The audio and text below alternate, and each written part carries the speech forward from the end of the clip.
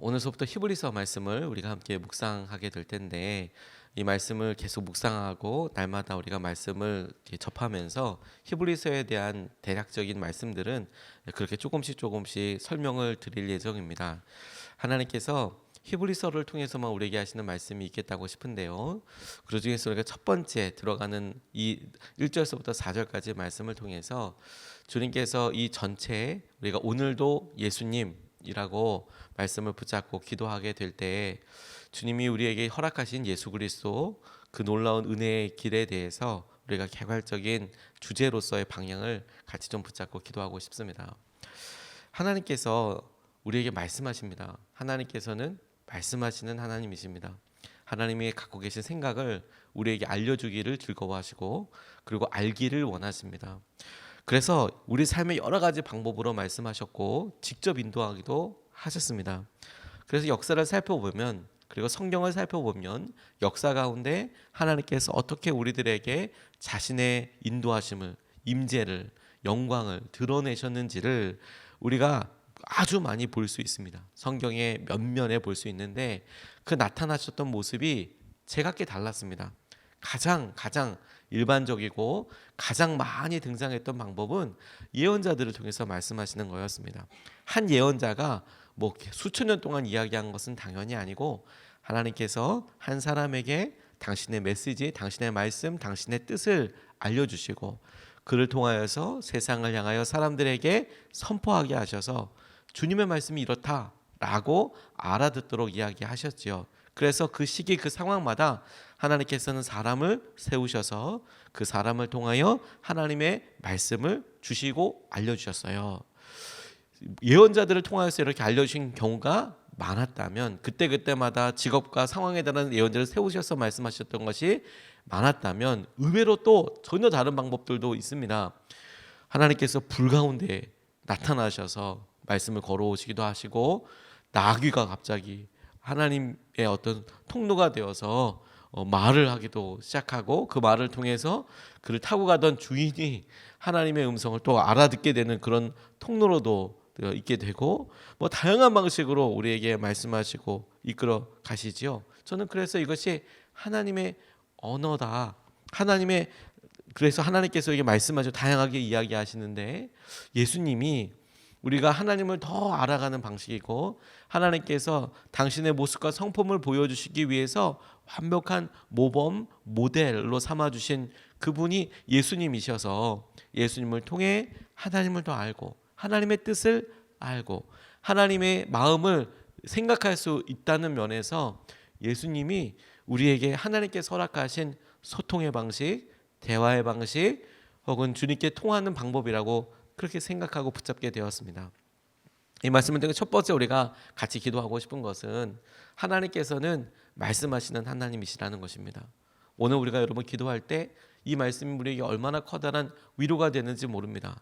하나님은 침묵하시는 하나님, 물론 침묵도 하나님의 말씀의 방법 중에 한 가지이지만, 하나님께서는 말씀하시는 하나님이시고 우리에게 당신의 뜻을 즐거이 알려주기 원하시는 분이시라는 겁니다. 1절 말씀을 보면, 하나님께서 옛날에는 예언자들을 통하여 여러 번에 걸쳐 여러 가지 방법으로 우리 조상들에게 말씀하셨으나 라고 이야기하셨습니다. 다양한 방식으로 말씀하셨고, 예언자들을 통해서 이렇게 말씀하셨고, 불 가운데 나타나시기도 하셨고, 손님의 모습으로도 나타나기도 하셨고, 나귀를 통해서 말씀하시기도 하셨고, 어떤 공급하심으로, 그리고 기사와 이적으로 하나님께서 때로는 재앙과도 같은, 출애굽할 때의 애굽에서는, 이집트에서는 10가지 재앙과도 같은 그런 놀라운 충격적인 사건들로 사람들에게 하나님의 임재와 영광을 알리기도 하셨습니다. 근데 그때마다 상황은 다 달랐습니다. 똑같은 방식으로 이야기하지는 않으셨습니다. 다 그 상황마다 달랐고, 메시지도 달랐고, 그렇게 하나님께서 말씀하셨지만, 흥미로운 사실은 뭐냐면, 말씀 구절을 묵상하고 가만히 볼수록 명확하게 드러나는 흥미로운 사실 두 가지는, 하나님께서 자신들에게 이렇게 대화하고 뜻을 알려주었던 것이 예언자이건 사람들이건, 하나님께서 말씀하셨던 사람들에게 일어나는 공통적인 특징이, 첫 번째가 자신에게 말씀하시는 분이 하나님이라는 것을 알아차렸다라는 거예요. 그 상황을 보면, 그게 나귀든 그게 불이든 그게 뭐 기사와 이적이든 무엇이든 사람들이 알아들었어요. 하나님이시구나. 이분은 하나님이시구나. 그걸 첫 번째로 알아들었다는 점이 흥미롭고, 두 번째, 하나님께서 말씀하시는 내용을 알아들었어요. 내가 널 쓰기를 원한다. 네가 가야겠다. 이렇게 해야 한다. 이렇게 순종해라. 라고 무엇을 하라고 하는지 그 말씀의 내용을, 메시지의 내용을 알아차렸다는 점이에요. 하나님은 다양하게 말씀하셨고, 말씀하신 방법과 상황과 여러 일들이 역사적으로 다 달랐더라도 그 말씀을 듣는 사람들은 하나님이시라는 것을 알아들었고, 알아차렸고, 그리고 그 하나님께서 무슨 말씀을 하시는지, 무엇을 하기 원하시는지를 알아들었더라. 이게 특징입니다. 여러 가지 말씀으로 말씀하시고 예언자를 통해서 말씀하셨을 때 그 말씀을 듣는 사람들에게 일어났던 은혜이죠.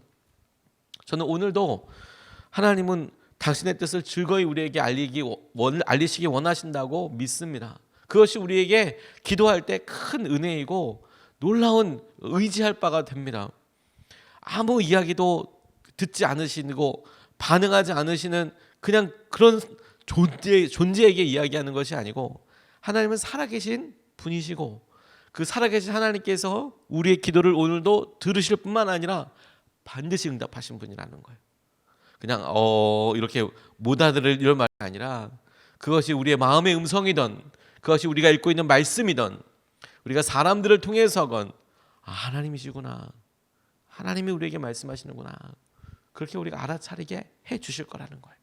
그러니 우리가 기도할 수밖에 없지 않겠습니까? 그러니까 우리가 기도하는데 더 힘을 낼 수밖에 없지 않겠습니까? 근데 여러분, 의외로 우리가 말씀에 대하여 사모하고 나아가지만 하나님께서 말씀하시지 않는다라고 생각하는, 느껴지는 경우들이 의외로 있습니다. 의외로 있어요. 참 아이러니하게도 그렇죠. 프랑스인 이비인후과 의사 알프레드 토마티스라는 분이 50년 경력을 쫙 이렇게 의사 생활을 하면서 아주 독특한 환자 한 명을 만났답니다. 그 환자가 누구냐면 아주 유명한 당시에 오페라 가수였대요. 오페라 가수. 그러니까 성악하는 사람이니 뭐 평생 노래했던 사람이니 대단하겠죠. 실력도 유명하고 아주 유명한 오페라 가수였는데, 아니 갑자기 음정을 못 맞추게 된 거예요.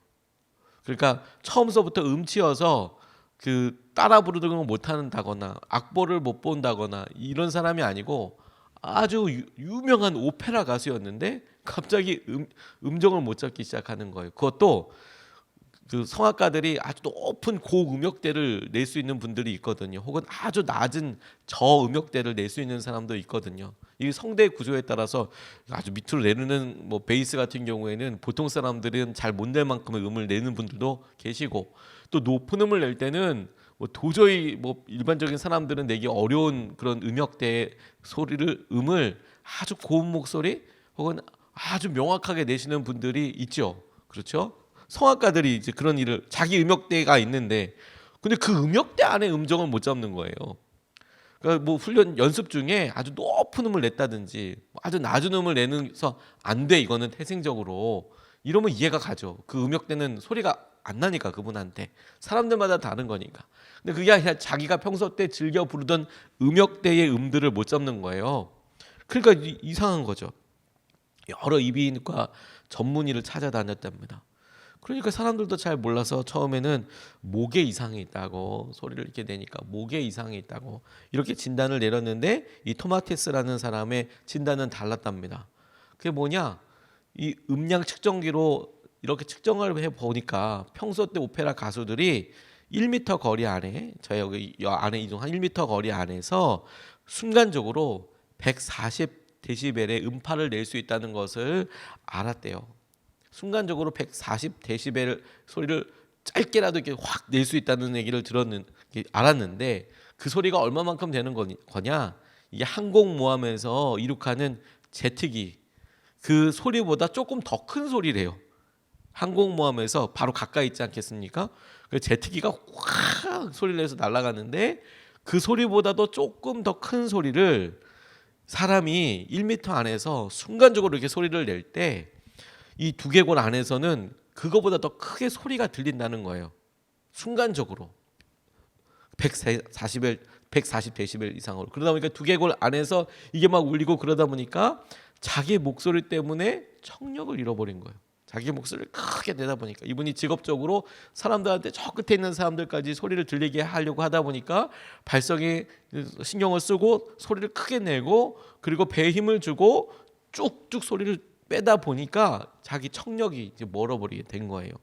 그걸 알았다는 거예요. 그래서 선택적 청각 장애가 선택적 발성 장애로, 왜 사람들은 귀로 들을 수 있는 것만 목으로 소리낼 수 있대요. 그 귀가 안 들리니까 음정을 정확하게 못 내는 거예요. 소리를 자체를 못 낸다기보다 그 음정을 정확하게 못 내는 거예요. 그게 토마티스 효과라고 합니다. 우리가 딱 그와 같아요. 우리가 우리 삶의 자아의 목소리와 우리가 원하는 이런 욕망의 소리가, 우리가 원하는 그런 소원이라고 이야기하지만 우리가 간절히 바라는 이런 소리가 어찌나 큰지 쫙쫙 소리를 내는 것 같은데, 그게 하나님께서 우리에게 세미한 음성으로 오실 말씀하실 때에 못 알아듣게 하는 거예요. 우리가 우리 스스로 내는 소리로 인하여서, 우리가 우리 스스로 이야기하는 여러 일들에 대해서 분주함으로 인하여서 하나님께서 말씀하시고 인도하시고 이끌어 주셔도 못 알아차려요. 못 알아차려요. 그게 얼마나 우리에게 계속 마음 깊이 살펴봐야 할 일인지 모르겠습니다. 깨어서 있어야 할 일인지 모르겠습니다.